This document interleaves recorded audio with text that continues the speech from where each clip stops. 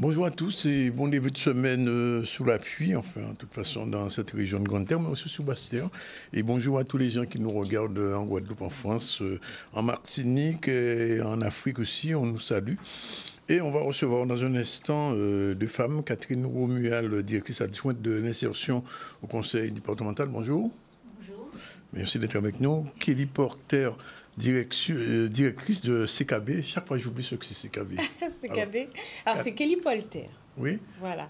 Kelly Polter et oui, directrice de l'association CKB. Alors CKB, c'est Alors quoi? CKB, on est 3 sœurs à avoir créé cette association. Ah oui, c'est ça. Et on s'est dit, bon ben, pour trouver quelque chose d'original qui marque les esprits, on va mettre nos initiales pour l'association. Mais c'est l'association CKB Activité en Famille. D'accord. Victoria Kérul, réalisatrice et sénatrice de la web série culinaire Bataille de saveurs sera aussi avec nous. Olivier Ramaille, président de l'association Gopio Caraïbes, viendra. Et on va terminer avec un photographe Harry Noyer qui a préparé une exposition qui est en ce moment visible. Nous aurons dans l'actualité l'audience solennelle des prud'hommes, Michel de Papité sur place, l'installation du nouveau président de la Cour d'appel de Basse-Terre, Olivier Félix, s'est rendu là-bas. Avancement des travaux du pont aux Écrevisses, c'est à Saint-Claude. On en parlera aussi. L'ouvrage doit être livré normalement ce vendredi. Visite de la région à la ferme de Saint-Jacques à Anse-Bertrand. À Richardis continue ce tour on va dire des entreprises soutenues par la région. Et puis, il y aura cet hommage à Pointe-Noire, de Pointe-Noire au Moutoundé, puisque vous savez que maintenant, ça fait pratiquement une année qu'il a disparu. Et comme il habitait Pointe-Noire, le maire de la commune de Pointe-Noire a souhaité inaugurer une place qui va s'appeler désormais Nusséry Kalala au Moutoundé. Et puis, nous ferons un petit tour sur l'opération de relooking pour les publics en difficulté à Bimao avec la société M-Créa et GPC Association de Bona. Voilà un peu ce qui fait le sommaire. Merci encore d'être avec nous. Nous aurons aussi aujourd'hui, comme tous les jours, notre focus. On en parlera tout à l'heure. Et on fera, bien sûr, un point sur notre parole du jour, le proverbe du jour. Tous les jours, nous avons un proverbe en créole. Alors, mesdames, merci d'être avec nous. Alors, madame Romuald, vous n'êtes pas seule. J'imagine que si vous êtes venue avec la directrice de CKB, c'est qu'il y a un lionnage entre vous, peut-être? Pas qu'avec elle, avec beaucoup de partenaires qui aujourd'hui accompagnent la collectivité départementale sur la mise en place des ateliers parcours d'insertion. Donc ces ateliers parcours d'insertion, nous les mettons en place maintenant depuis un peu plus d'1 an et demi. Ils ont vocation à accompagner nos bénéficiaires du RSA, on va dire dans leur recherche d'emploi, favoriser leur autonomie, et puis surtout faire avec eux un parcours d'accompagnement en évitant les ruptures. C'est-à-dire qu'à partir du moment où on va les prendre en charge, l'idée c'est d'aller le plus loin possible avec eux jusqu'au retour à l'emploi. C'est ça la finalité donc, des ateliers parcours d'insertion. Et Madame Polter, comment ça s'organise avec votre asso Alors, l'association a pu répondre à un appel à projet. Donc là, on en sera à notre 3e session. Donc l'idée, c'est de pouvoir accueillir toute personne d'abord bénéficiaire du RSA, mais qui serait dans une phase de reconversion ou en tout cas souhaiterait revoir son projet professionnel.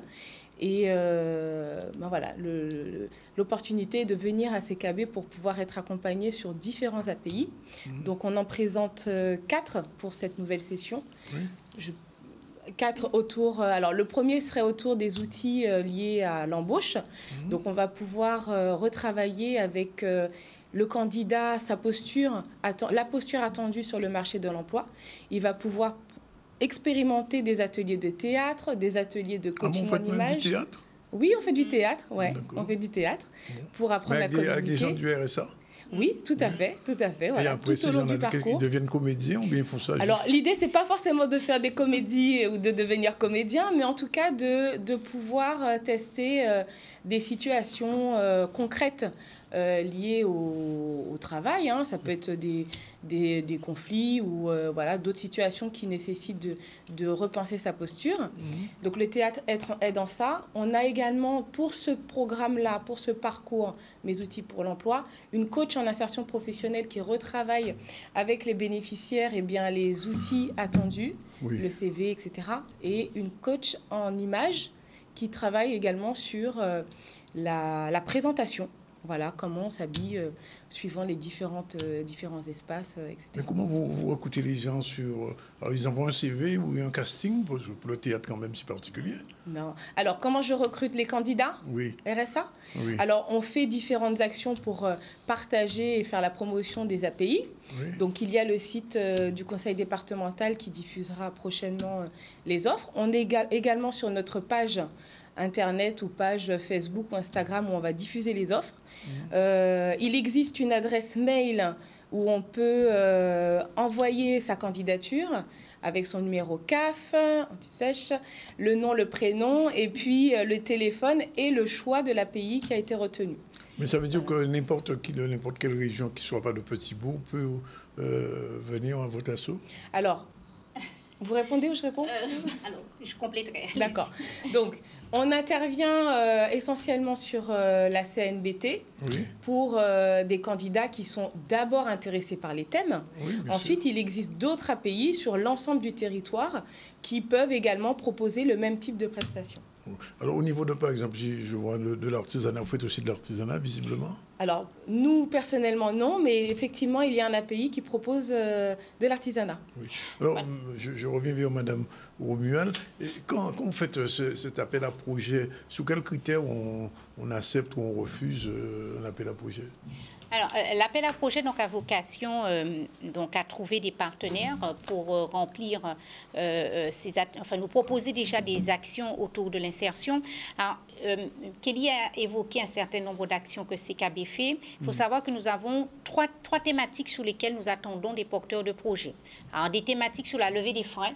Donc, tout ce qui est remobilisation, resocialisation, des ateliers pour pouvoir renforcer les performances du bénéficiaire du RSA sur la recherche d'emploi et des ateliers pour découvrir les métiers. Et c'est en ce sens que nous avons eu, les images passaient tout à l'heure, un atelier autour de la vannerie. Oui, et donc, les bénéficiaires du RSA qui sont rentrés dans cet atelier ont découvert les premiers gestes, ont découvert le métier.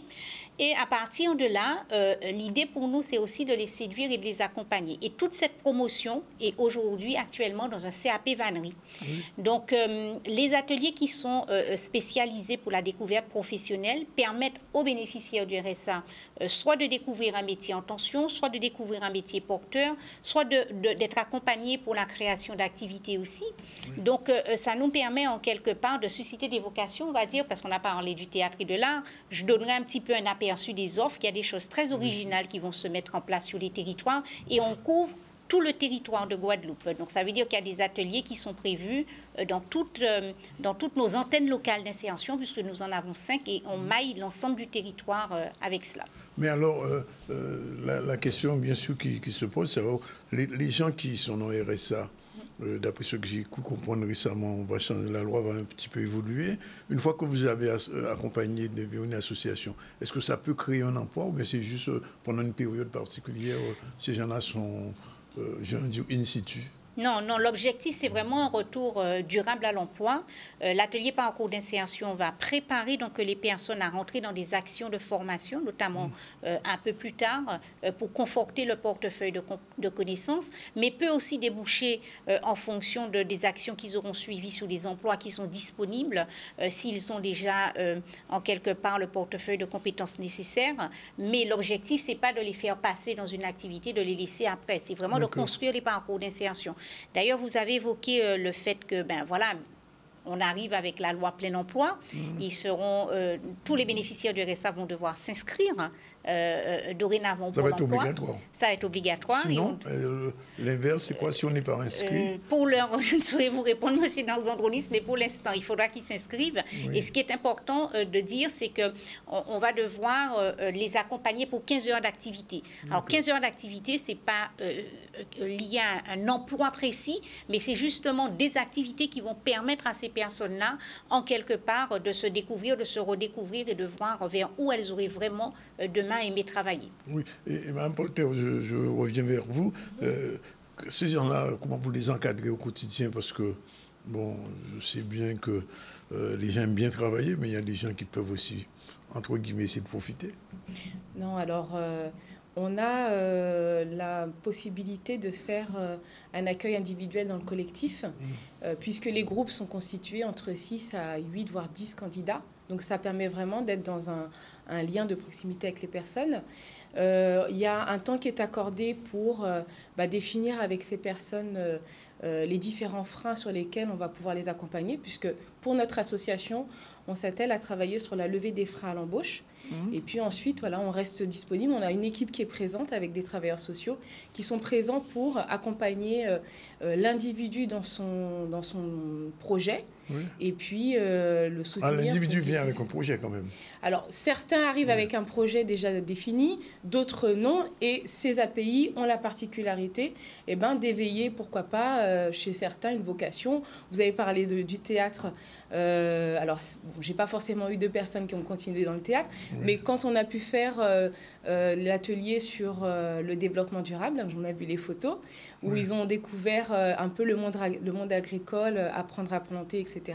Certains ont pu également découvrir la couture et ont pu venir par la suite aux ateliers de couture. Ah bon, carrément. Pourquoi pas? Alors, qu'est-ce qu'on peut dire, Madame Romuald, à des gens qui ont du RSA ou qui ne sont pas dans des assos, qui ne sont pas dans l'association CKB? Qu'est-ce qu'on peut leur dire comme message aujourd'hui? Parce que probablement, à cette heure-là, il y a beaucoup de chômeurs qui regardent l'émission, je le sais. Qu'est-ce qu'on peut leur dire? Alors déjà, leur dire que l'offre sera disponible dès demain sur le portail insertion du conseil départemental. Elle est répartie par antenne locale d'insertion. Alors, il y a des choses très originales qui arrivent. C'est pour ça qu'on voulait... on tenait aussi à le dire. Par exemple, on a un atelier qui sera... consacré, par exemple, à la découverte des métiers conducteurs de drones. Voilà, c'est aujourd'hui un métier qui recrute.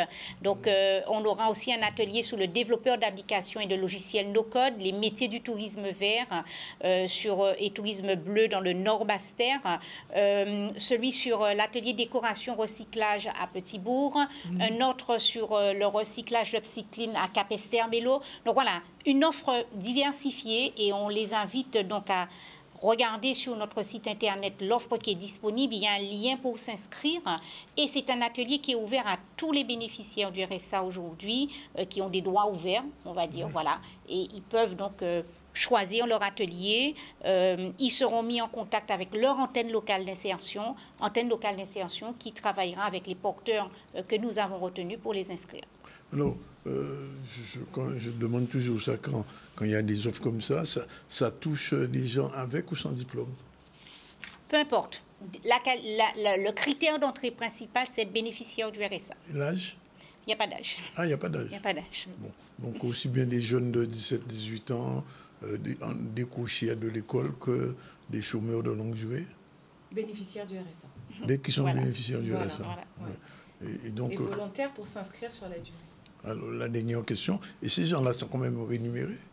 Alors, ils perçoivent leur RSA. Le RSA n'est pas suspendu pendant la période de passage dans ces ateliers parcours d'insertion. Et en fonction, bien sûr, alors on essaie de le faire au plus près de leur domicile. Oui, il y a une question de mobilité qui se pose. Voilà, parce qu'il y a les questions de mobilité. On a la plateforme maintenant, dont on a eu l'occasion de présenter déjà, la plateforme Mobilité Solidaire.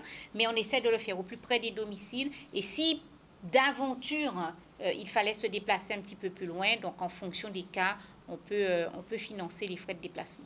Bon, alors, donc, résumons-nous. Le contact, c'est d'abord sur la plateforme de la collectivité. Le portail insertion, voilà, du conseil départemental. Et ensuite, on s'adresse à votre association, par exemple. Par exemple. Oui. Et elles sont nombreuses. Il y a d'autres il y en a énormément. On ne va pas donner toute la liste, mais il y a quand même une bonne trentaine d'associations qui sont concernées. Oui. Et on le redira plus tard, mais on va relancer l'appel à projet bientôt. Donc, aux associations qui seraient intéressées par le portage de ce type d'action, restent en alerte sur le site. D'accord. Un dernier mot, peut-être, Madame Polter? Non, ça va? Non, oui, tout est dit? Oui, tout est dit. Alors, on va organiser à notre niveau des temps d'information pour prendre le temps de développer et puis de détailler en fait les différents parcours d'insertion. Donc, pareil, restez connectés sur nos pages Instagram, Facebook et Internet. Mais les membres de l'association sont RSA aussi? Non, pas forcément, non, pas forcément. Après, on reçoit des bénévoles également qui le sont, donc il n'y a pas... Ok, bien. Un atelier que j'ai oublié de citer, il y en aura un dans la découverte des métiers de l'audiovisuel. Donc les métiers de l'audiovisuel, les métiers de l'audiovisuel, on a retenu, oui. Bon. Et donc, Enfin, juste un dernier point, vraiment. Les formations, enfin, les passages dans l'association, ça dure combien de temps en moyenne? Ah oui, j'ai oublié de le dire. Alors, en général, c'est une offre que nous calibrons sur minimum 1 mois, maximum 4 mois. Ce n'est pas de la formation, hein, j'insiste vraiment, ce n'est pas de la formation. C'est vraiment des actions de mobilisation, remobilisation pour des BRSA autour d'activités. Donc, on n'est pas comme si on allait à l'école, c'est pas du tout ça. Vous avez parlé de l'audiovisuel, mais quelqu'un... Découverte des métiers de l'audiovisuel. Donc, ça veut dire qu'ils vont venir. Ce qui est prévu dans cet atelier, c'est qu'ils aillent, avec le professionnel qui a été retenu, découvrir les métiers qu'il y a autour de l'audiovisuel. Mais ils ne vont pas être formés. Après, s'ils sont intéressés, ils suivront une formation. Voilà. Ben, on remercie pour cette séquence et on revient à l'actualité tout de suite avec l'audience solennelle des prud'hommes. Michel de Pape était sur place. C'est parti.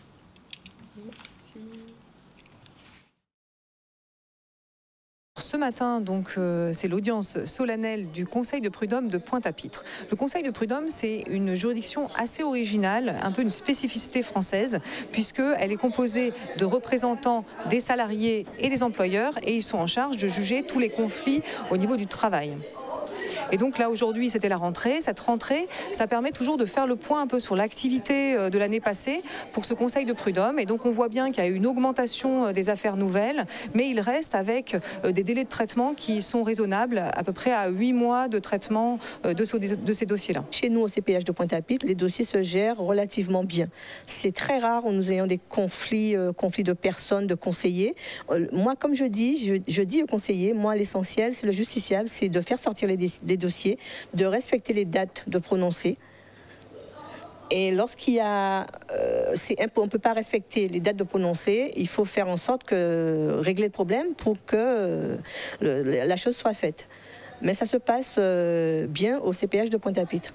Vous avez, au niveau du nombre de dossiers sortis, le dossier dure chez nous 9 mois maximum. Et ce qui est intéressant, donc ce que je disais, c'est ce paritarisme, c'est-à-dire qu'il y a des représentants d'employeurs et de salariés qui doivent s'entendre pour arriver à dégager une solution après des débats et pour arriver à savoir finalement qui a raison ou qui a tort entre le salarié et l'employeur. Et il y a en plus la parité au sein de cette juridiction, puisque normalement, il doit y avoir une égalité homme-femme entre conseillers prud'hommes. Parce qu'il y a le travail fait par le greffe, le travail fait par les conseillers, du fait qu'on arrive à sortir les dossiers au bout de 9 mois de traitement.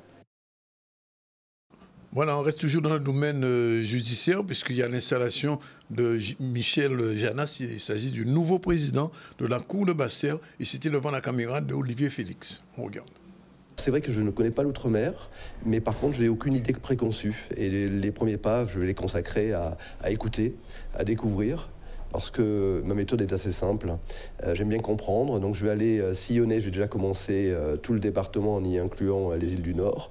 Je vais beaucoup écouter, puis ensuite, collectivement, avec les juges, avec le procureur général, avec les acteurs, avec le barreau, eh bien, nous décidons quoi faire. Des moyens arrivent et il s'agit de relever des challenges qui sont extrêmement intéressants. Ça se traduit par l'arrivée d'un chef de cabinet déjà, au niveau de la cour d'appel. Il va y avoir des juges qui vont arriver, nouveaux, 7 juges d'ici 2027 et 3 magistrats du parquet. Et donc du coup, ils viennent en remplacement ou ils viennent en supplément? Non, ils vont venir en supplément. Et donc l'enjeu, et c'est un enjeu majeur, c'est de déterminer justement comment on va les articuler sous notre ressort pour apporter des réponses à ce qui préoccupe les Guadeloupéens. Et ce qui préoccupe les Guadeloupéens, alors évidemment, je viens d'arriver, mais c'est la violence qu'il y a sur le territoire, comment mieux y répondre. C'est aussi les délais parfois d'une justice qui sont perfectibles, même si je dois reconnaître, arrivé dans cette cour, que énormément de travail a été fait et que les délais par rapport à ce que j'ai pu connaître en métropole sont bons, et c'est le fruit des investissements réalisés par les magistrats et les greffiers qui se sont dévoués parce qu'ils ont envie que la justice de la Guadeloupe fonctionne bien. C'est un vrai sujet de préoccupation pour les 2 chefs de cour. Très clairement, nous avons des dossiers d'affaires économiques et financières, politico-financières, qui commencent à dater. Je sais que dans certains dossiers, il y a des prévenus qui sont âgés et malades. On a connu des dossiers où certains prévenus étaient décédés avant l'audience, des affaires célèbres qu'il est inutile de nommer ici. C'est pas le bon fonctionnement d'une justice. Après, il faut aussi pouvoir être en mesure de juger ces affaires. Certains dossiers qui sont en attente vont demander au moins 15 jours d'audience. Donc il faut trouver du temps de juge, il faut trouver du temps de procureur, il faut trouver du temps de greffe, il faut trouver des salles. Donc ce sera des propositions que je ferai à Monsieur le Premier Président, de voir dans quelle mesure ces dossiers qui vieillissent, qui sont anciens, pourront être jugés en 2024 ou 2025, de façon à montrer aux Guadeloupéennes et Guadeloupéens qu'il n'y a pas d'immunité ou d'impunité et que force reste à la loi. Il est effectivement aisé de juger une conduite en état alcoolique, et si nous ne parvenons pas à lutter contre les atteintes à la probité, le message que nous adresserons ne sera pas bon à l'égard des Guadeloupéens. Voilà, il est déjà 12h54. On prend la première pause, de la première séquence. On va se retrouver tout à l'heure avec Victoria Kérul, réalisatrice et scénariste de la web-série culinaire Bataille de saveurs, et Olivier Ramaille seront aussi avec nous tout de suite.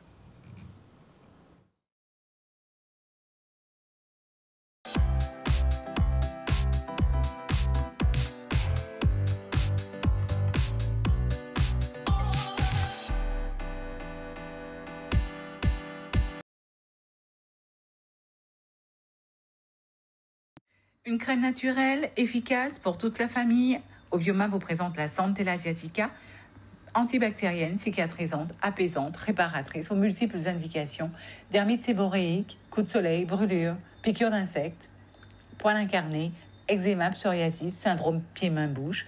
Retrouvez-la dans vos pharmacies ou sur le site www.obioma.fr.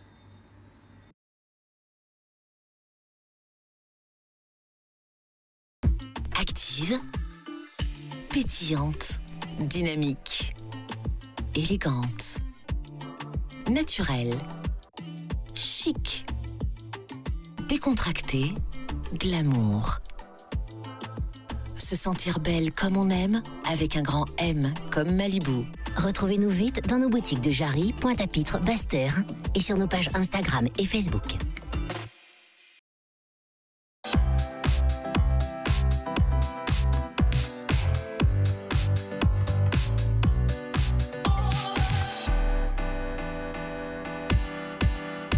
Voilà, il est déjà 12h59, donc pratiquement 13h. On va recevoir dans un instant Victoria Kérul, bonjour.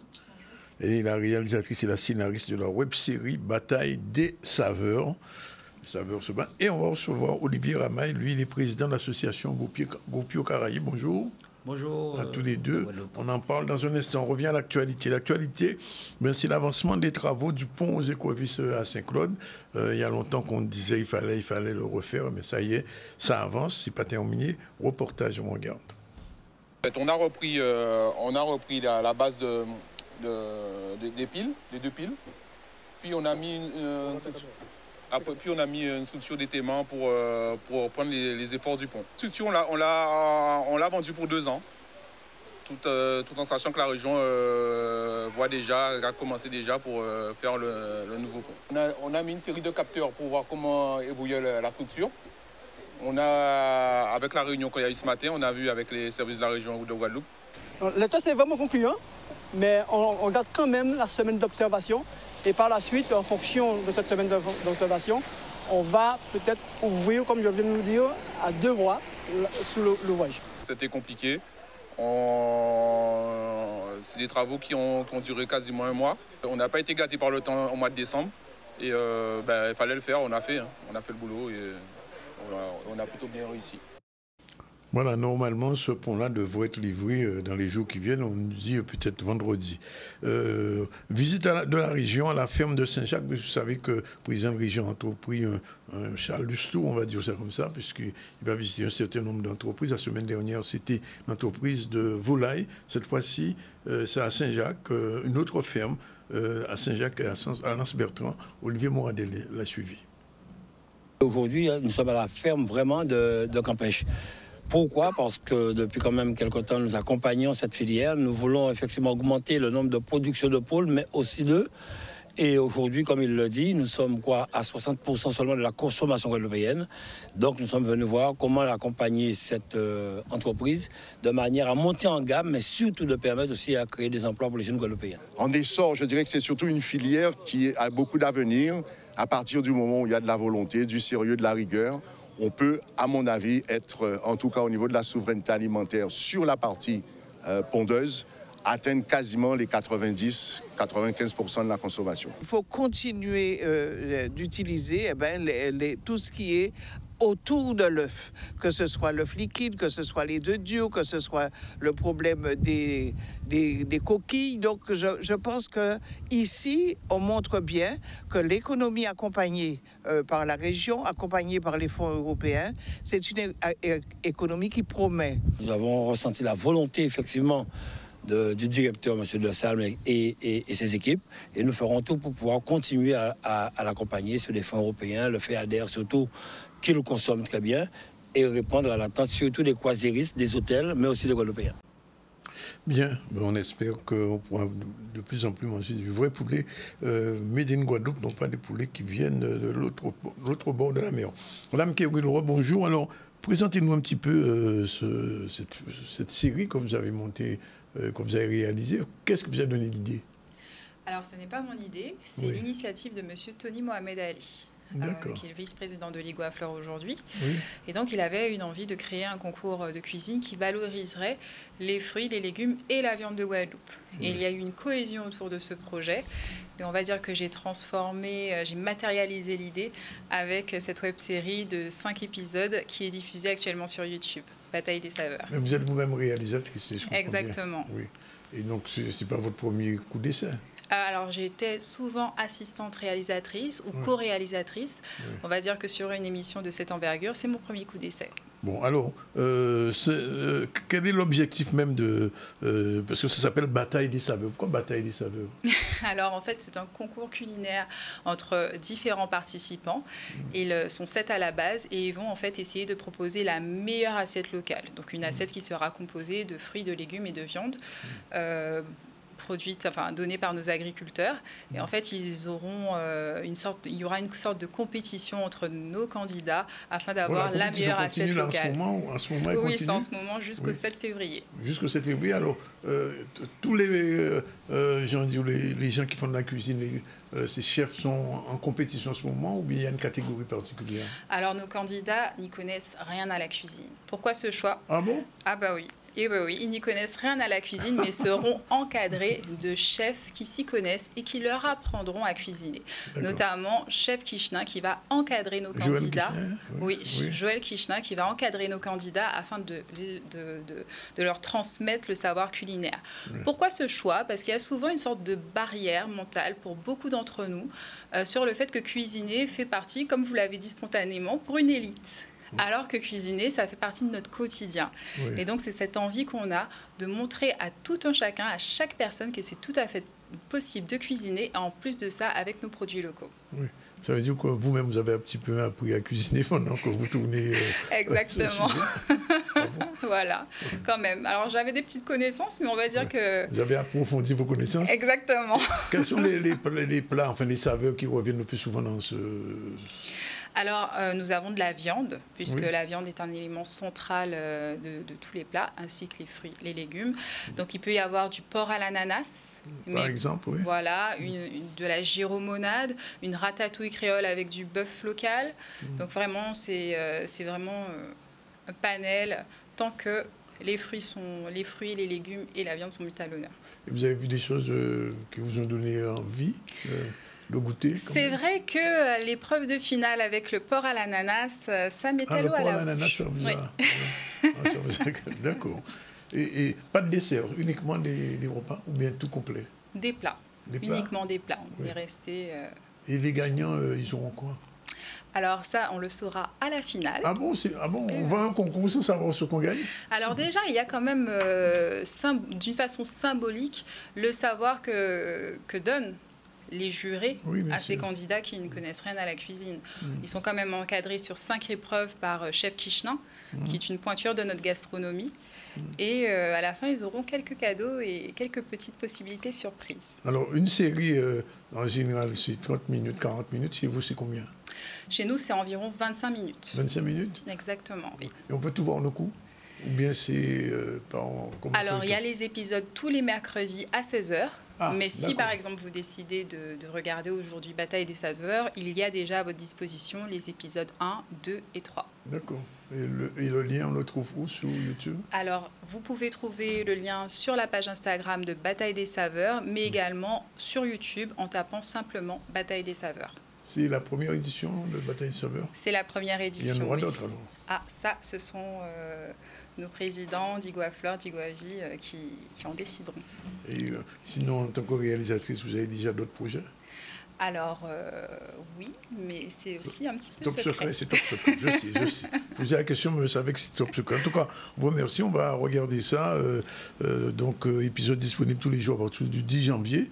Donc, c'est déjà disponible sur la chaîne YouTube de Bataille des saveurs. Donc, on va voir ce que c'est bon. Bien, on va changer de sujet. On va parler avec M. Olivier Ramaille. Lui, il n'est pas responsable de saveurs, mais il est responsable d'une association Goupio Caraïbes. On a beaucoup parlé de Goupio Caraïbes il y a quelques semaines de ça, avec la visite de l'ambassadeur. Ça s'est bien passé globalement. J'ai pu assister à ce qui s'est fait. Aujourd'hui, où en sommes-nous à Goupio Caraïbes? Qu'est-ce qui évolue? Mais ce qui évolue, je dis tout d'abord bonjour à la population de Guadeloupe. Et même bonne année, c'est le dernier jour. Voilà, c'est le dernier jour justement pour pouvoir souhaiter la bonne année et pour pouvoir surfer avec ce que vous venez de dire. Nous avons passé une très bonne année 2023 et j'espère bien, je le souhaite à tout chacun, à tous nos Guadeloupéens qui nous regardent ici présentement, à passer une très bonne année 2024, culturellement, politiquement, voire économiquement et savoureusement aussi pour faire un clin d'œil à Mme Kewin. Donc, vous êtes dans la bataille des saveurs aussi? Je ne serai peut-être pas dans la bataille des saveurs, mais je serai dans la bataille du goûter. Du goûter, du goûter. Voilà. Ah ouais, oui, voilà. Bien sûr. Donc, comme tout un chacun, nous sommes, surtout à cette heure-ci, ça met l'eau à la bouche quand on entend Madame parler. Donc, il est tout à fait normal que nous puissions y participer, ne serait-ce qu'à regarder ce qui s'y passe. Il est très important. Oui. Donc, bien entendu, donc je souhaite tout ce qu'il y a de meilleur. Donc à notre Guadeloupe et aussi que Goupio puisse justement pour pouvoir s'étendre comme on a fait vers la fin de l'année. Vous avez vu le 30 décembre nous étions sur la place de la Nation de telle manière à pouvoir représenter la Guadeloupe à notre manière au ravivage de la flamme à l'Arc de Triomphe. Donc il est important aujourd'hui de pouvoir porter un certain nombre de projets sur le plan régional dans le cadre du 170e anniversaire de l'arrivée des Indiens. Donc il est important aussi de savoir que Goupio Caraïbes aujourd'hui s'est inscrit dans un dispositif qu'a mis en place des associations de Trinidad, de telle manière à ce que nous puissions participer régulièrement, de manière hebdomadaire, à des meetings internationaux. Donc, chose qui a été faite il y a déjà de cela une semaine. Et nous avons représenté en la personne de M. Mounsami Olivier, Anigra Goubert et Fabrice Soubdan, qui ont représenté la Guadeloupe de manière exceptionnelle, vraiment à ce meeting qui a été suivi par plus d'une centaine de personnes quand même. Ce dimanche encore, nous sommes invités. Donc, Goupio Caraïbes est en train de tisser des liens vraiment avec la Caraïbe. Nous essayons justement d'ouvrir nos ailes de telle manière à ce que nous puissions en fait faire ce que nous savons faire de mieux, c'est-à-dire de la culture. Alors, bien entendu, tisser des liens avec la diaspora indienne. Mais j'imagine. Alors, justement, j'allais vous poser la question, parce que l'ambassadeur est venu ici, mais il n'est pas venu comme ça, juste pour regarder le ciel et la mer. Ça laisse des traces quand même. Ça laisse des traces, parce qu'il faut savoir aussi que Goupio Caraïbes sera représenté le 1er février à la journée nationale de la République de l'Inde, qui sera maintenu le 1er février. Donc il est important de le noter parce qu'aujourd'hui, il n'est pas venu sans fin. Il faut savoir que, si vous voulez peut-être me parler, parce que vous l'aviez demandé la dernière fois, de la carte OCI, donc qui aujourd'hui, je pense, qui est vraiment en train de prendre une tournure extraordinaire, parce que les choses se sont accélérées. De par quand même sa visite, il y a eu des annonces, et au-delà des annonces, le 26 janvier, avec la visite notamment de notre président français en Inde, je pense bien que les choses ont été positionnées dans les étriers de telle manière à ce qu'on puisse annoncer officiellement aujourd'hui que que cette carte OCI sera mise en œuvre pour qu'elle soit disponible. Alors, comment elle va s'organiser cette carte? Par exemple, si Mme Kéwoul veut une carte, je ne sais pas, qu'est-ce qu'il faut? Quels sont les critères? Comment ça va être? L'attribution va s'organiser? L'attribution, déjà, il faudrait qu'il y ait un consensus international au travers de cette carte, notamment entre l'État indien et l'État français. Oui. Tout à fait naturellement, puisque les archives, nous ne l'avons pas. Qui va négocier ça? C'est l'ambassadeur? Ou bien c'est entre le ministère des Affaires étrangères? Ce qui est sûr, le ministère des Affaires étrangères de l'Inde doit être en capacité de dire aujourd'hui, les conditions sont réunies pour que les Indiens de Guadeloupe, en tout cas... Parce que ça existe déjà à La Réunion, je crois. Ça existe en Guadeloupe parce que vous savez, géographiquement, ils sont beaucoup plus proches que nous. Nous avons été coupés de près de 130 ans. Beaucoup de personnes se retrouvent aujourd'hui, même au travers de la Trinidad. Des fois, quand on parle de la Guadeloupe, on parle de l'indianité, comment les choses ont évolué. Ils sont un petit peu surpris du caractère un petit peu très conservateur de notre culture. Mais il faut savoir que nous avons ouvert nos portes il y a peut-être une trentaine d'années, avec déjà les réseaux sociaux, mais aussi avec les quelques peu voyages qu'ils pouvaient avoir dans les années 90, les années 80. Donc il est important de savoir aujourd'hui que nous sommes justement dans ce mouvement, nous surfons sur la bonne vague, de telle manière à pouvoir mettre les ingrédients qu'il faille pour pouvoir mettre cette carte OCI en place. Et donc, vous m'avez posé la question par rapport à Mme Kéwoul. Donc, il est important que la personne lambda qui voudrait cette carte doit faire montre justement de son appartenance et de son affiliation à une... Pour remonter dans l'arbre généalogique. Pour remonter dans l'arbre généalogique. Vous avez reçu ici et ailleurs, je suppose, Mme Danielle Minachi qui fait un travail important en la matière. Donc, ce sont des choses aujourd'hui qui ne... C'est pas un secret qu'on peut garder très longtemps. Il est très facile aujourd'hui de remonter au niveau de sa carte généalogique de telle manière à pouvoir prouver justement son affiliation. Donc, à partir de ce moment, cette personne peut faire une demande de carte OCI. Et, alors, qu'est-ce qu'elle permettra, cette carte? Cette carte permettra simplement... C'est un passeport, en fait, qui ne dit pas son nom. Vous l'avez dit la dernière fois, mais je ne suis pas tout à fait pour ce principe. C'est à peu près ça. C'est à peu près ça, mais dit de manière en diagonale, ça peut froisser. Oui, il ne faut pas le dire trop fort, il faut le dire tout doucement. C'est pas ça, mais la carte OCI, elle est là justement pour pouvoir justifier de la culture que nous menons, qui est une culture doublement millénaire. Je l'ai déjà répété, je le dis, nous portons cette culture qui est doublement millénaire, or nous avons 170 ans. Et je suis gentil en disant que nous avons 170 ans. Parce que les premiers Indiens sont arrivés... Les premiers Indiens sont arrivés à 170 ans. Oui. Mais est-ce que l'indianité a débuté il y a 170 ans? Non, parce que nous sommes tous à l'unanimité à dire quelle était la souffrance des Indiens en arrivant ici aux Antilles. Quelle a été la dureté, quel a été justement les durs labeurs qu'ils ont et les infamies qu'ils ont dû subir, tout ce qu'ils ont dû subir dans cette vie qui a été plus ou moins courte pour beaucoup d'entre ces Indiens. Oui, bien sûr. De 1854 et peut-être même au début des années 1900. Donc il est important, et je le dis parce que Gopio Caraïbe, que je représente, nous avons écrit justement à l'ambassadeur de l'Inde, justement pour pouvoir souligner l'importance d'une date commune qui serait importante comme la Diwali, par exemple. Comme la Diwali, mais il serait important de pouvoir mettre en place cette date commune dans l'arc antillais de telle manière à déterminer justement la fin de l'engagisme.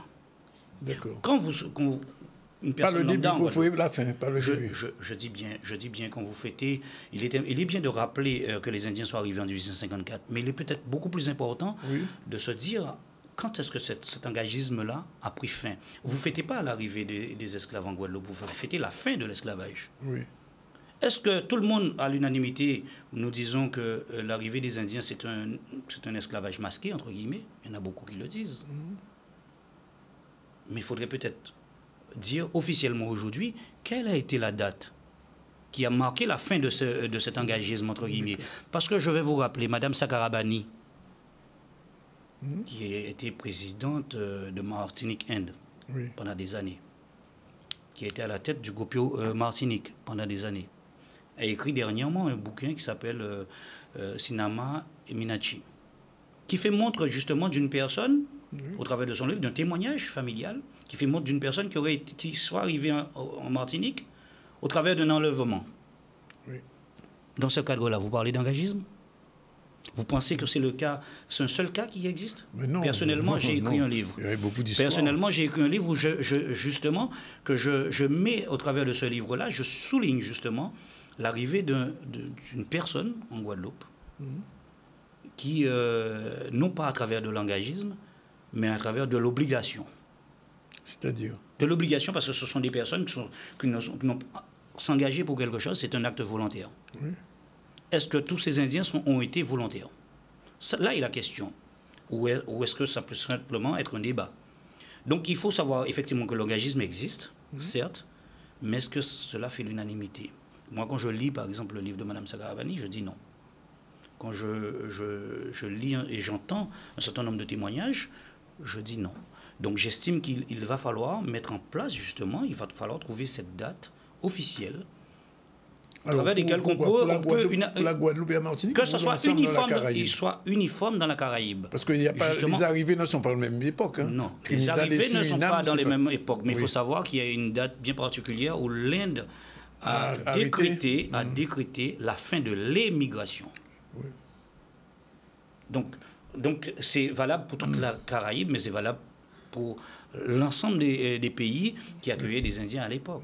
Et notamment notre Conseil général de l'époque qui contribuait à financer ces voyages, ces convois. Bien entendu, eux-mêmes, ils ont arrêté. Donc il est important de trouver, pour moi, il faut trouver cette date. On a déjà identifié la date? On a déjà identifié la date qui va se trouver entre 1885, notamment Martinique, c'est en 1883, et 89, avec l'arrivée du dernier bateau, du dernier convoi, le Bordeaux-Nantes. Donc il est important de trouver cette date et de pouvoir faire montre justement que c'est la fin de cet engagisme, c'est la fin de cette souffrance-là, entre guillemets. Donc, je ne dis pas qu'il ne faut pas fêter l'arrivée des engagés. Il ne faut pas fêter l'arrivée des Indiens. Mais l'apport réel de l'indianité, il faut savoir trouver à quel moment qu'elle arrive à voler de ses propres ailes. Alors, je vous dis ça parce que je connais un petit peu le milieu. Est-ce que, sur cette question-là, l'unanimité va se faire? Parce que je sais que aussi bien l'association des Amis de l'Inde que telle association de tel endroit a déjà pris ses habitudes. Il y a déjà la journée d'arrivée, vous savez ça très bien, le 24 chaque année, qui est célébré à Pointe-à-Pitre. Alors, comment vous allez arriver à fédérer tout le monde? Mais vous savez, ceci n'interdit pas cela. Fêter le 24 décembre n'exclut pas l'idée qu'on puisse fêter justement la fin de l'engagement. Puisque nous sommes à l'unanimité, on dit que le 24, on relate effectivement un certain nombre de souffrances. Donc il est tout à fait normal qu'on puisse se dire aussi, à partir de quand que les choses vont changer? Je ne dis pas qu'on est contre la date du 24 décembre, je ne suis pas contre en aucunement. Donc fédérer, je ne dis pas que ce sera facile. Mais il est important que nous puissions le noter quelque part. Il est important, donc il est de nature, et justement à travers des actions que j'ai dû mener depuis 6 à 7 ans aujourd'hui, de pouvoir fédérer justement. Donc moi j'avais promis à beaucoup des associations qui m'ont accompagné au mois de novembre et le mois de décembre avec l'arrivée du ministre, l'arrivée de l'ambassadeur, justement de pouvoir créer cette émulsion-là. Donc moi je profite de votre antenne justement pour lancer un appel. Non pas sur ce sujet personnellement, ce qui peut faire débat, bien entendu, mais il est important de pouvoir débattre d'un certain nombre de choses. Donc il y a d'autres manifestations, notamment territorialisées, justement, l'arrivée des Indiens. Ce n'est pas une affaire du 24 décembre, l'arrivée des Indiens. L'arrivée des Indiens, c'est l'année qui va compter. Donc c'est les 170 ans. C'est l'arrivée de l'Aurélie. L'arrivée de l'Aurélie. Donc il est important de territorialiser, ce n'est pas que la DARS. Et donc il est important de le noter. Il y a 40 Indiens qui ont été à Marie-Galante, et pourquoi pas Marie-Galante arriver avec l'Aurélie. Donc il est important de le noter. Il est important de territorialiser, de voir de manière beaucoup plus générale l'arrivée des Indiens. Donc il est très important et souligner que le travail que M. Peter Permal fait est un travail extraordinaire.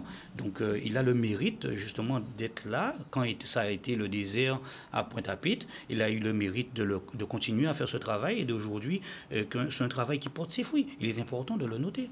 Donc, ce que je dis aujourd'hui, ce n'est pas pour aller à l'encontre de ce qui Ah, fait j'ai bien pas au dit contraire, ça. c'est Non, pour je vous pose la étayer, question, j'ai c'est pas pour dit ça. étayer, c'est pour Oui, étayer non. justement l'idée de ce qui est fait. Et voilà, et loin d'être dans mon idée de pouvoir casser cette ambiance et ce que les autres ils ont crié avant moi. De toute manière, bientôt la statue qui se trouve, enfin le monument qui se trouve à Pointe-à-Pitre va être transféré. Et vous savez très bien que le Gopio Caraïbe a apporté sa goutte d'eau de telle manière à ce que ce monument soit transféré. Oui. Et notamment, je salue le travail encore. Je salue le travail que fait Elis Italo, qu'a fait Elis Italo. Il faut être en capacité de le dire. Oui. Au travers de ses démarches, au travers de ses courriers, au travers de ses mobilisations, et avec M. Peter Permal, justement. Donc, mais il est important de le noter. Et nous avons de grandes échéances. Il va falloir que nous puissions ériger un calendrier pour l'année, et notamment ma fameuse Zivali. Donc, j'invite au travers de votre antenne, justement, l'ensemble des associations, parce que nous étions à 12. Nous étions à 12 à avoir... j'ai pu fédérer 12 associations. Pour la Divali? Pour la Divali. Et pour l'ambassadeur, vous étiez combien d'associations? Il y en avait une quinzaine. Ah, mais ça, le nombre augmente. Parce que, justement, donc, le nombre augmente, donc il est important de le noter. Oui. Donc, je ne pense pas qu'il y ait de barrière. Ouais. Donc justement, les discussions sont là justement pour dénoter quand même nous sommes dans une société de démocratie et qu'il est important de pouvoir mettre l'accent sur un certain nombre d'éléments. Donc je profite, comme je vous l'ai dit, de votre antenne. Profitez, c'est gratuit. Pour pouvoir inviter les associations que je ne connaîtrais pas ou d'autres qui seraient un petit peu, qui étaient peut-être en sommeil, de se réveiller, qu'il est temps justement de nous rejoindre autour de ce projet que nous allons pouvoir sortir très bientôt. Et j'espère bien que Canal 10 sera avec nous comme Canal 10 a toujours été, avec le peuple. Oui, donc, que ce soit en saveur, en dégustation, parce qu'il y aura aussi, vous savez très bien qu'il y a notre village artisanal, il y a notre village culinaire lors de cette Divali. Donc, il est important de pouvoir le noter, de placer déjà des banderilles pour le mois d'octobre, déjà. Donc, vous y pensez déjà? On y pense parce qu'il est important de le noter, parce que nous, comme vous le savez, nous mettons en place un certain nombre de projets.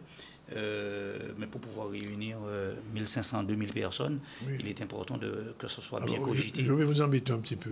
Comment? Je vais vous embêter un petit peu. Mais il n'y a pas de problème, parce que le but est du gagnant-gagnant, de telle manière à ce que ce n'est pas tout ce qui est bien à chaque fois, mais il faut être en capacité de le dire. Comment vous allez travailler avec l'autre Gopio? Celui de Michel Nayan. Mais vous savez, je vais vous dire, c'est très simple. C'est très simple parce que vous savez, lors du bataille, pas bataille, je reprends les mots de Mme Kéroud, mais lors du périple de notre ambassadeur. Je sais. Votre Excellence Jawad Ashraf, notre Excellence Jawad Ashraf qui arrive en décembre. Oui. Bien, il nous appartenait justement d'englober l'ensemble des associations. Oui. Pourtant, vous avez bien vu que nous sommes passés à Capesterre sur la stèle que Gopio Guadeloupe a mis en place. Oui. Donc, il était pour nous important de pouvoir le mettre dans le programme. Oui. Et Gopio Caraïbe a œuvré en ce sens. Donc, Gopio Caraïbe n'est pas là pour faire de l'apartheid ou faire une politique anti. Je vous dis ça parce que je connais bien Michel Naranassami aussi.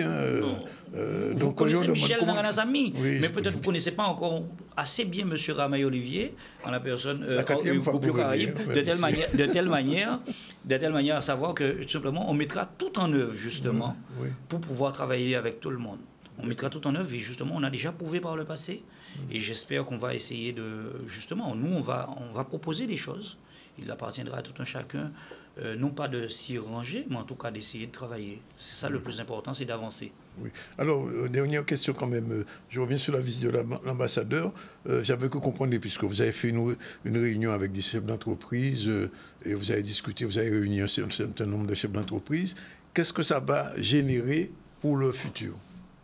C'est-à-dire la relation, j'ai envie de dire le lienage entre l'Inde, le continent indien, et les chefs d'entreprise de la Guadeloupe. Est-ce qu'il va y avoir une possibilité je ne dis pas de régulation commerciale, mais en fait, est-ce qu'il y a des choses dans l'air déjà, sans entrer dans les secrets? Vous savez, nous en Guadeloupe, il est important que nous puissions tirer notre carte du jeu, parce que tout simplement, notre président français qui va en Inde va peut-être avec un charter. Comment M. Moudi?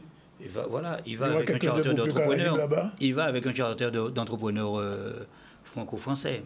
Et il y a des Guadeloupéens? Mais justement, c'est à nous de sortir notre carte du jeu, c'est à nous de mettre en relief ce que nous pouvons faire. Oui. Donc ce ne sont pas aux associations, et je trouve que justement aujourd'hui, le fait que nos institutions puissent embrasser le projet par rapport à la venue de l'ambassadeur. Donc oui. Ils ont, moi, c'est mon avis personnel, qu'ils ont pris les choses par le bon bout, dans le sens que nous avons fait, en fait, on a parlé d'une seule voix. Même s'il fallait parler de plusieurs sujets, on a parlé d'une même voix. Il était important de montrer ce signe fort, que les chefs d'entreprise, les culturels, les associations d'ordre caritatif ou autres, quels qu'ils soient, et les politiques, fassent route seuls, ensemble, fassent tous ensemble, de telle manière à ce que nous puissions montrer un signe fort pour que justement nos entrepreneurs guadeloupéens puissent présenter un certain nombre de projets et puissent établir un relationnel quand même important. Donc, c'est à tout un chacun, justement, d'œuvrer dans ce sens-là pour que ça puisse porter des fruits. En pointant un arbre aujourd'hui, on ne va pas penser à récupérer des fruits demain matin ou après-demain. C'est un moringa.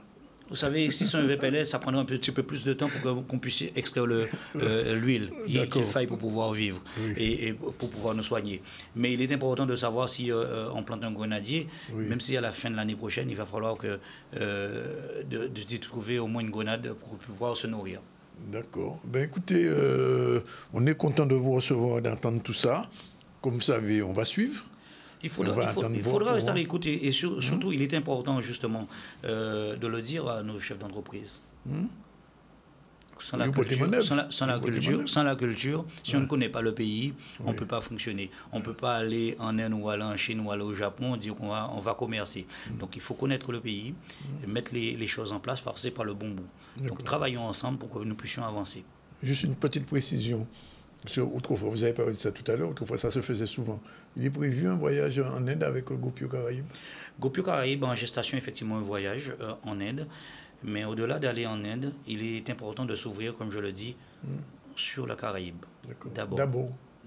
Oui. Il est important de montrer des signes forts à la Caraïbe parce que nous avons des échanges à mettre en place d'abord dans la Caraïbe et à partir de là, que ce soit culturel, créer de partenariats avec ou un jumelage particulier d'une ville, par exemple Chaguanas avec une... Chaguanas, par exemple. Par exemple. Vous savez que Chaguanas, on parle créole aussi là-bas. Oui, donc il est important de créer ce jumelage-là avec une ville éventuellement de la Guadeloupe. Donc il est important de le faire pour que tous les Guadeloupéens se sentent concernés. D'accord. Ok. Voilà. Ben, monsieur Ramaï, je vous dis namasté. Et puis à bientôt. Et à très bientôt. Il est déjà 13h28, fin de la deuxième séquence. La dernière séquence sera avec Harry Noyer. Il est photographe axé sur le patrimoine. On en parlera. Je vais demander justement s'il a des photos de la manifestation indienne tout à l'heure quand il viendra. À tout de suite. Merci d'être venu. Merci Madame Kewoul. On va regarder votre Bataille des saveurs. Bataille des saveurs, tous les mercredis à 16h et disponible sur YouTube actuellement. Sur YouTube, Bataille des saveurs. Merci en tout cas d'être venu. Merci à vous. Bye.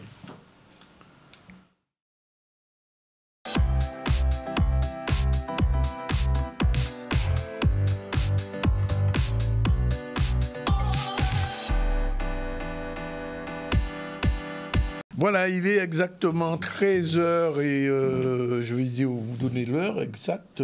Ben, il est déjà 13h et déjà 37 minutes. On va continuer. Et je vous l'ai dit, on va recevoir un photographe archiviste, monsieur Harry Noyer. Bonjour.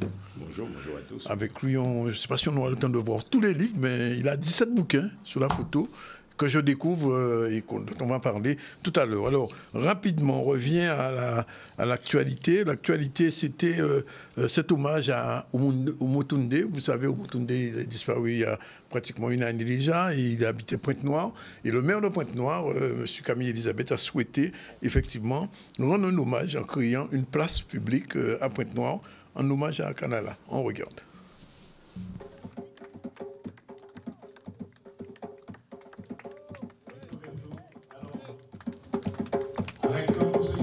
Aujourd'hui, il s'agit d'un grand événement puisque à Pointe-Noire, nous avons eu un grand homme, un grand scientifique, un grand chercheur, en l'occurrence de Nusere Kalala Omotunde, qui a vécu ici, malheureusement qui nous a quittés le 14 novembre 2022. Et j'avais promis lors de ses obsèques de donner son nom à une rue ou à une place, en tout cas à un site de la collectivité. La population pointe-noirienne et la municipalité ont accepté à l'unanimité de donner le nom de Kalana au Moutounde au parc de la Verdure où nous sommes aujourd'hui. Et c'est en ce sens que nous avons procédé donc à dévoiler cette stèle, ce totem au nom de ce monsieur qui, nous pensons, restera, dont le nom restera gravé pour l'éternité. La cité. Voilà, je vous l'ai dit, on va recevoir Harry Noyer. Harry Noyer, si vous ne le connaissez pas, vous ne l'avez jamais vu à moto. Sûrement, vous l'avez vu à moto pendant le tour. Vous le voyez aussi quand chaque année il organise ses courses pédestres. Mais c'est aussi un photographe archiviste. Et j'ai devant moi une foultitude de bouquins que je découvre. Alors, je vais vous les montrer les uns après les autres. Les archives d'Harry Noyer qui sont, justement, c'est l'expo en ce moment, c'est bien ça? Celle-là. On ne va pas feuilleter. Il y a aussi encore des archives, mais là, c'est novembre-décembre 2021, pendant le mouvement social que tout le monde connaît. Et donc, on a peut-être oublié les images. Encore des archives, cette fois-ci, Mesmer, du 8 au 12 mai 1971. C'est peut-être qui vient. Et donc, ce sont de véritables documents historiques. Toujours des archives, cette fois-ci, l'hommage à Patrick Saint-Éloi. Alors là, tous les gens qui aiment PSE, vous avez tout là. Et quand vous voyez ça, on peut dire, vraiment, mais c'est pas mort, parce qu'il a fait tout le travail nécessaire. Et justement, le jour des obsèques de Patrick Saint-Éloi, eh bien... Harry était là et il a photographié. C'est pas fini. Alors, encore des archives, livres de qualité, mais cette fois-ci d'une autre manière, c'est-à-dire broché pratiquement. Et le voilà, cet ouvrage, les archives d'Harry Noyer. Et, non, ni d'autres encore. Ah bon, fini. Hein. Alors, je suis là. Là, c'est hommage à ma maîtresse d'école. Voilà. On continue. Je fuise dans la malle. Alors là, c'est l'Alliance, le pont de l'Alliance, comment il a été écrit, etc. Parce que la caméra, ou l'appareil photo d'Harry Noyer, toujours là, je continue toujours. Les arbres à moi, tiennent toujours encore, parce que je me dis qu'il y en a 17 alors. Donc, il ne comprend pas moins de temps. Là, c'est les boîtes aux lettres de sa région, aussi bien. Là encore, toujours encore, on note les portes et fenêtres. Je ne sais pas si c'est du Risé ou c'est de la Guadeloupe, il va nous dire ça tout à l'heure. Encore deux autres. Mon enfance à sa démolition, et là, mon ancienne tour de contrôle, parce qu'il a fait... Alors, non, il a fait beaucoup de photos sur l'aéroport, il y a eu des expositions, j'ai eu l'occasion d'en voir une sur l'aéroport, les travaux, il venait même le matin, à 4 h du matin, photographier. Voilà, les archives de l'aéroport. Ma Paul Caraïbe, très intéressante. Et les deux derniers, alors l'aéroport, alors là, c'est là vraiment, on peut dire, il a pris son pied sur l'aéroport. Et puis, le dernier, qui bien sûr, qui m'intéresse particulièrement, les archives d'Harry Noyer, mon journal du Gong avec Gong Information, un journal qui paraissait à l'époque des événements de 67. On en parle beaucoup. Harry Noyer, merci. Alors, qu'est-ce qui vous a mis dans la photo? Comment ça a commencé? Parce que toujours venu au commencement. Toujours venu au commencement. Ben, commencement, là, c'est l'âge de 13-14 ans. À quel âge? 13 ans, 13-14 ans. 13 ans? Ouais. Avec un petit appareil Kodak? Un Kodak ISO rapide. C'est-à-dire que l'objectif, là, pas tes pigots qui doit être en main. Ouais, ouais. Et pour te faire une photo nette, c'est ton exploit. Ah ouais, parce que ça t'est léger, il faut te biter par rapport à la distance. Donc, et l'homme était qu'à déclencher. Tu attends, tech, maintenant, tech, là, tu peux sortir fou. Tu peux sortir tout quand tu bité. Et après ça, on passé au Lubitel 2 qui est en 6.6. Ah, c'est un super appareil. Et en panne de moyens, moi, je suis en 6.6 à l'air parce que 6.6 là-haut. Ouais. Et comment dire, après ça, on passé au Zénith E, de Zénith E, on passé à Minolta, SRT 100. Et de Minolta, depuis là, on entend Nikon en projet sorti. Et on peut sortir. Alors, une question à poser tous les photographes. Est-ce que le numérique gêne ou bien est-ce qu'au contraire, ça va au plus ballon? Parce qu'entre le moment où on commençait, les photos, c'était photos développées noir et blanc, absolument, ou en couleur, ou même diapo. Et quand il y a un petit portable, tout le monde photographe. Ah non, le numérique, là, sont d'autres affaires. C'est-à-dire qu'au niveau archives, c'est plus facile. Ouais. Mais un peu plus gros problème actuellement, là, c'est moins... Classement des archives. Ah oui. Ouais. C'est-à-dire qu'un bac, un film, négatif, diapositive, il faut numériser moins faire passer. Et au savant long film avant, tu as 36 poses, où tu peux faire un pied, un chien, on la rit, donc il faut faire toute une sélection. Absolument. Tandis qu'actuellement, numérique, clac, chaque si, pas bon, on va effacer, ou quoi avant, il faut t'acheter film, il faut te développer film, et puis tu as des coûts. Vous t'achetez papier, vous t'achetez papier aussi, donc ça t'est carré un bel argent, non, le numérique, il y a un bel faveur, mais par contre, en fait, l'expérience avant, peut-être que le numérique était un genre effacé, l'argentique, avait même appareil, c'est-à-dire même réglage, c'est-à-dire mettre 2 trépieds en fond, portrait, pas même bien là. Ah non, mais ça pas même bien là. Au niveau de l'argentique, ah non. Mais non, d'autant plus que l'argentique, là, ni moyen de travail, si vous pouvez manger les vides, etc. De façon, 400 hasards, ah ouais. C'est pas grave. Mais n'empêche. Pourquoi on fout tout sans flash, ou enfin, pas moins qu'à vous ça. Le soir, jeu de lumière, là, on peut travailler, c'est ça. Surtout que moi, quand je travaille en PME, par exemple, flash, puisque moi, tout est à l'objectif. C'est-à-dire que si on vient côté site, en fond photo, en quel point j'en ai dans le pays, déjà pour une compagnie, c'est bien, qui n'a encore les trucs de modification en cas de compagnie. Photoshop compagnie. Photoshop, vous parlez de Photoshop? Non. C'est-à-dire pour moi. Au naturel? Oui, naturel. Tout est à l'objectif. C'est-à-dire que souvent, il fait écouter, c'est un bon morceau de papier à là, et puis il effacer. Parce que pour moi, c'est façon morceau de la réalité. Parce que dans 15, dans 20 ans, vous ne pas tenir papier, alors que c'est exactement quand on va passer des publicités, il y a dit, il y a montrer des mouns sur plage, il y a nettoyer ces mouns-là. À pas plage, à pas. Et bon, on a changer angle pour nous. Parce que dans 15, dans 20 ans, photo là, ça veut dire que personne ne fréquente la plage. Oh, en fait, tu triches. Donc, pour moi, faire une photo, c'est faire une page d'histoire, mais modifier photo là, c'est modifier une page de l'histoire. Donc, on regarde chaque monde qui a fait bitin à on pas mais moi, pas utiliser Photoshop. Bon, en qui fait que moi, noir et blanc, si bon et noir, par exemple, contraste, couleur, équilibré, comprendre, équilibrage des couleurs. Et puis, c'est tout, ça s'arrête là. Mais là, par exemple, un fixe objectif, au moins, ça est point, c'est ça. Alors, en tout cas, tu allé là, par rapport aux archives, l'aéroport, vraiment, pompier, là. Pourquoi? C'est parce qu'on ne peut pas rester loin de. C'est mon réseau ou pas loin de l'aéroport là, c'est ça? Non, mais le réseau, c'est pas vie, c'est ma cité. Le réseau City, d'accord. Ah, réseau, c'est réseau. Le réseau, c'est le réseau. Et par exemple, Paul Caraïbe, en réalité 4 ans, qu'a photographié Paul Caraïbe. À raison de minimum 2 fois par semaine. Et à l'époque, on a acheté un Nikon FM2, c'était le meilleur, 4 millièmes de seconde. On a payé ça près de 5000 francs à l'époque. Oui, c'était pour y aller. Sans compter les objectifs à côté. Il faut te développer, il faut t'acheter film là. En réalité, 4 ans. Tout 2 fois par semaine, fais-moi regarder. Et bon, 36 poses. Bon, 36 poses. Et pour dire qu'on serrer, pour faire au moins 40 éveils. Donc, à part qu'après, vous grand-chose bien à ça. Et après, à présent, l'œuvre, on fait ça, nous passons au numérique. Le numérique, c'est un petit champ plus facile. Mais là, pour Paul Caraïbe, ça. On y faut tout depuis à géomètre là, qui est en chancan là, jusqu'à là, fini. Donc, on est toujours passionné par ça. Et donc, bon, alors, l'autre grand moment là, c'est l'hommage à Patrick Saint-Éloi. C'est-à-dire qu'on l'a aussi, on prend 13 ans à faire vivre là, ça peut paraître bien, mais on prend 13 ans à faire. Parce que faire un hommage à Patrick Saint-Éloi, à pas pour dire qu'on prend 2 photos, 2 ou 3 photos, qu'on met sur un livre, il faut qu'on mette à distribuer photos. Pour moi, pas qu'on prend ça. Déjà, pour Yann Saint-Éloi, philosophiquement, on fait rentrer dans ce qu'on appelle la symbolique des chiffres. 1, 3, 5, 7. Donc, on va essayer des gens d'autres bitins. Ensuite, la qualité des photos. Et là, on était parti, des jours là, ça, moi, j'ai fait photo à Saint-Éloi. En partie, avec des idées bien claires. Les expressions, les à côté, et surtout, comment dirais-je encore, tout ce qui se passe. Donc, regardez dans le livre là, très peu, on n'a pas fait commentaire. Bon, celle que tu vas dedans, c'est des heures. 15h28, 15h23. Vous commencez à regarder. Et moi, je suis invité, si vous voulez, à regarder et à vous-même, à travers les heures, regarder où est passé, où est déroulé. Tout à fait. Donc, on a quelques témoignages, notamment un témoignage à, par exemple, Caracas, un témoignage à Benjamin, on a 2 ou 3 témoignages comme ça, mais des personnes aux gens clés. Et il y a 2 versions. Une version grand public et une version collector. Alors, ça, c'est le grand public.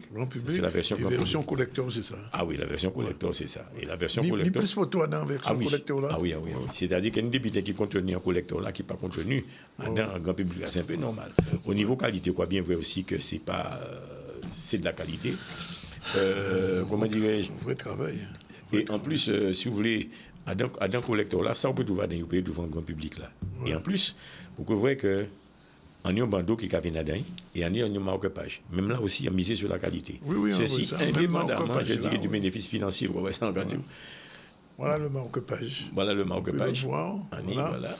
Et quand on passe la main dessus, on sent bien que l'équipe qui a participé à cet ouvrage, c'est Rodrigue, Rosti, Daniel, David, Elodie, Frise, Gonaël, Jean-Luc, Jonathan, Lydia, Magali, Mazarine, Roni, Sarah, Thierry, Valérie. Il fallait leur rendre hommage.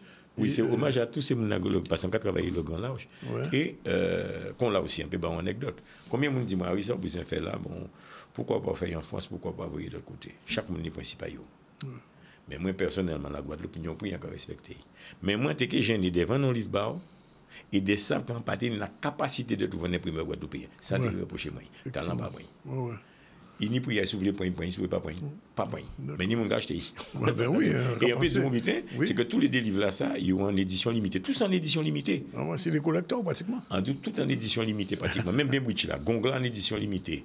Ils ont tout en édition limitée. Et la différence encore avec collecteur là, c'est que si par exemple, on s'achète le numéro 350, eh bien 350 là, justifié par huissier de justice. D'accord. Il notifié par huissier de justice. Donc en fait, on essaye de faire un livre, et surtout un collecteur, à niveau amical quoi qui est Saint-Éloi là. Et en pas faire un livre qu'on dit même pour une photo, qu'on mette photo, pour moi pas comme ça qu'a fait. C'est-à-dire qu'il faut essayer de mettre chaque monde à niveau ailleurs. On essaye de rapprocher moins des niveaux amical là, tout simplement. Mais on peut dire que selon des enquêtes, en réalité 13 ans, on fait des enquêtes en montant, descendant débutant, moi apprendre débutant, tant débutant, vrai. On dit bravo. Et à partir de ça, bon ben ça, on peut attendre peut-être au mois de septembre, mais peut-être anniversaire à moi, il y a que nous quoi faire. Alors, actuellement, il y a une exposition. Alors voilà, je cherchais le bouquin d'exposition, c'est ça. Oui, 2009. L'expo, c'est jusqu'à quand? Vendredi 2. Vendredi 2. Et c'est à la maison de... À Nesouta, oui, Minnesota. Ah, c'est à Minnesota. Minnesota. Et alors, le choix pour ça, qui ont fait ce choix-là? Ah, c'est ça. Ah, c'est-à-dire que... Parce que là, on a des milliers de photos comme ça, à un moment donné, ou pas ça va oui, c'est-à-dire que... commencer. Non, c'est-à-dire que moi, accès-moi sur un butin qui était simple, sur tous les slogans qui étaient sur les t-shirts. Ok, donc, moi, après, je fais ça les autres cafés, parce que je fais mieux que moi. Donc, après, j'ai fait ça les autres cafés. Je fais mieux que moi, c'est pas la peine quand je fais un butin là. Par contre, les braques, c'est bien, c'est les t-shirts. On prend tous ces slogans-là ici, ces t-shirts-là. Et à partir de ça, nous avons développé des questionnements. Et 2009, bon ben, comme on t'a dit, à pas même butin que 2021. C'est deux mouvements totalement différents. Et où ça, mon butin, c'est que ça, au Croisis, voit déjà qui genre de la poulage a évolué. Parce que là, en 2009, il était comme ça. Il va comme ça encore. Mais et si vous regardez Talogong, il y a encore différent. Oui, même ce sont des questions qu'on peut poser encore. Voilà, mis Talogong et mis à Gapola. Tout ton travail, non, c'est vrai. Alors, si on comprend bien, ou pourquoi arrêter? Ou peut arrêter? Non, c'est-à-dire qu'en 2 ou 3 heures, encore, il y a du talent qui a posé un peu de problème là, c'est risé. En 4 ans, on a rentré d'argent là, moi, on a fait 3 sorties 6 grands camps. Mais j'ai fait des grands camps là, il y a Paris. Et grand camp fait 3 exemplaires, c'est-à-dire le grand camp démoli, parce que côté Nubré, immeuble Brisoli, c'est bien ça. Antine, on y a qui a sorti 6 grands camps, la ville inhabitée. Démolition à grand camp. Et en ayant aussi qui c'est tous les graffitis de grand camp. C'est-à-dire en partie, en photographie, tous ces bits dans cette sougate comme c'est l'escalier là. Et en mettez à nos livres. C'est-à-dire à ma génération, même encore respecter génération là. Donc à la limite, comment ça va dire, bon, fait-nous manquer le coup. Et on a pensé que grand camp méritait quand même. Parce que grand camp, ils ont l'eau monde qui passait là. Si tu veux faire exposition quand il est à la faute, il fera une exposition chaque semaine, pratiquement. En goût, oui. Parce que quand maîtresse d'école en moi, mon quand tu es maîtresse, je suis mon revolver pour maîtresse. Voilà. Mais moi, j'étais malade à maîtresse en moi. Lundi malade, j'étais doublement amoureux de ma maîtresse en tant que maîtresse d'école, mais le gamin que j'étais aussi à l'époque. Ah ouais. Sur la main, par exemple, parce que moi, fasciné par organe ça. La main de l'homme. Oui. Comment elle s'appelait cette dame? Madame Raphaël Siban. Yamo, madame. Madame Raphaël Siban, mais. Ah non, mais ça a une histoire vécue. C'est-à-dire que rapidement, la matière, on m'a enlevé mon grand-mère, il n'a pas tenu moyen de acheter un cahier, et madame là, a mon cahier. Et madame là, regardez, ça dirait peut-être 1 millième de seconde, non, seconde, on ne peut pas dire. Mais 60 ans passés, 60 ans passés même, et on peut dire, on peut oublier ça. Madame Raphaël Siban. J'ai oublié ça, et on peut oublier madame là, ça. Ok, c'est un vrai travail, vraiment. L'archive important, les photos, et après qui ça a fait. Parce que des fois, sous le tour, des fois, ou dans d'autres manifestations, au mois de mai ou quoi, si une manifestation, c'est bientôt, j'ai commencé à préparer. Mais une réunion soit là, ah non, mais Bitache a presque bouclé. Il y a bouclé. Il y a presque bouclé. Parcours là, c'est que. Parcours là, Petit Bourg, Vieux Habitants. Départ en Petit Bourg? Oui, départ Petit Bourg, tout Vieux Habitants. Ça fait combien de kilomètres ça fait? 63 à peu près. 63. Oui. Par contre, ce qui est intéressant, c'est que l'année là, ça nous prend comme thème les personnes en situation de handicap. Ouais. Ah ouais, là, c'est intéressant. Ouais. C'est-à-dire que nous commandons, par exemple, à chaque équipe, voici qu'on intégrer en équipe en personne en situation de handicap. D'accord. Ouais, ça veut dire, donc, nous, tout le travail qu'a fait DSA, bon, arriver à une occasion, on vient beaucoup. Oui, à Vieux Habitants, nous, nous, l'objet qui est fait. Parce qu'il y a des villages, il y a une possibilité à ça. Il y a une équipe d'Andy aussi. D'accord. Bien, profitez pour se rendre à Rimini-Souta pour l'exposition. Et puis. C'est une conférence jeudi soir. Une conférence jeudi soir. Ah oui, c'est jeudi. Oui, jeudi soir, parce que nous, encore ouvert Alain Plaisir et René Beauchamp, qui viennent justement discuter jeudi soir. C'était 19h à Rimini-Souta. À Rimini-Souta. C'est noté. On retourne un petit peu rapidement sur l'actualité, puisqu'il y avait une fête de la vanille. Puisque son produit qui nous a fait en temps longtemps en Guadeloupe, nous sommes les champions du monde de la vanille en nous et café, nous sommes les meilleurs. À Saint-Rosa, il y a une petite exposition sur cette fête de la vanille. On regarde un petit rapide reportage avant de revenir au focus. Là, c'est vraiment pour valoriser la vanille de Guadeloupe. Donc aujourd'hui, pendant toute une semaine, il y a eu un séminaire pour vraiment parler de la vanille, qu'est-ce que la vanille, et promouvoir la vanille de Guadeloupe. Et il faut savoir qu'aujourd'hui, là, samedi, c'est le marché, que pour que les gens puissent venir voir et comprendre qu'est-ce que la vanille et pourquoi on parle de vanille Guadeloupe. Et il faut savoir que nous avons en Guadeloupe la vanille, une vanille de qualité, la vanille vraiment avec un taux de vanilline qui est supérieur, qui fait qu'aujourd'hui nous avons un diamant en main. Là, quand tu as la tête comme ça, tu as ton support, tu attaches cette partie-là sur ton support. D'accord? Tu l'attaches bien avec une attache biodégradable parce qu'au bout d'un mois, la liane, elle va te faire des racines trempées. Nous proposons une vanille de qualité et une vanille scarifiée. C'est cette façon, cette méthode de transformation que nous mettons en avant.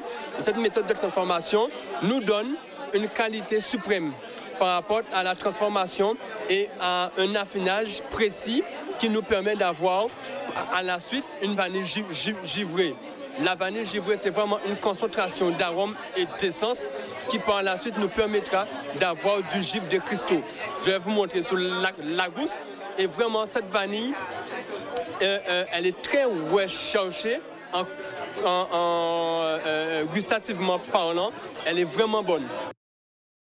Je rappelle très rapidement que l'année dernière, au Salon d'agriculture, la vanille en Guadeloupe a été primée parmi les meilleures vanilles du monde. Alors, tout de suite, le focus du jour, on va partir en Haïti, je crois, si je ne me trompe pas. Alors, parole à pays là d'abord. Fait qui fait, carouiller. Que veux-tu, ce qui doit arriver arrive. C'est le proverbe du jour, fait qui fait carouiller, effectivement. Donc, quand on le fait, c'est comme ça caille.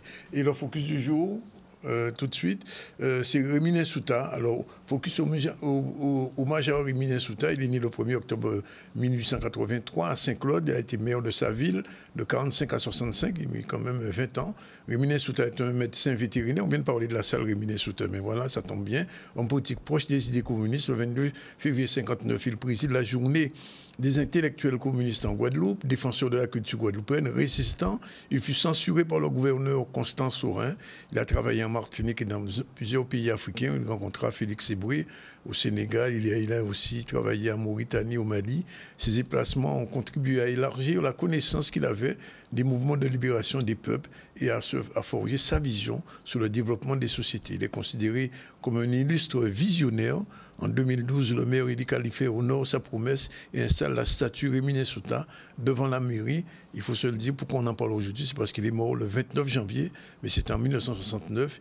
Il avait 86 ans et il a laissé une empreinte, je peux dire, à vie. Il est mort, mais son empreinte est encore là. La preuve, c'est que Nyon Sal Rimini-Souta, il y a même une fondation Rimini-Souta avec le maire de Goubert, Claude Edmond, qui a beaucoup travaillé là-dessus.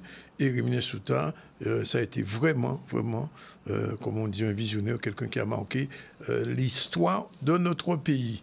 Dommage qu'on n'ait pas une belle photo de Rémy Souta. On peut faire photo, on fait travail photo international, mais on peut connaître Rémy Souta. Moi non plus, on va connaître lui.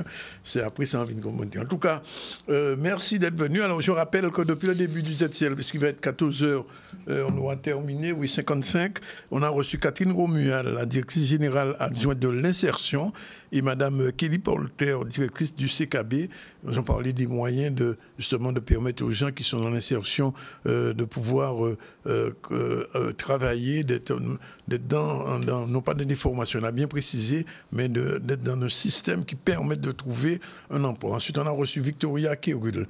C'est une réalisatrice et sénatrice de la web série culinaire qu'on voit tous les mercredis sur YouTube, Bataille des saveurs. Olivier Ramaille, le président de Gopio Caraïbes, était aussi avec nous. Et puis on vient de terminer avec un super photographe guadeloupéen qui a réalisé 17 bouquins, même ça aussi, Quartier Bresson fait tout ça livre.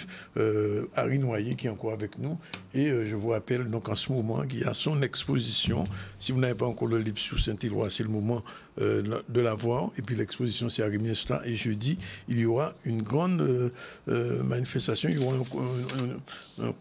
un beau cantage, on va dire, avec des personnalités telles que René Beauchamp et Alain Plaisir. Sinon, au niveau de l'actualité, alors on fait un rappel des titres très rapidement. L'audience solennelle des prud'hommes a eu lieu à Basse-Terre aujourd'hui. Et puis il y a eu l'installation du nouveau premier président de la Cour d'appel à Basse-Terre devant la caméra de Olivier Félix. L'avancement des travaux sur le pont aux Écovis à Saint-Claude. Enfin, parce que depuis le cyclone, nous savons que ce pont-là avait subi de gros dégâts.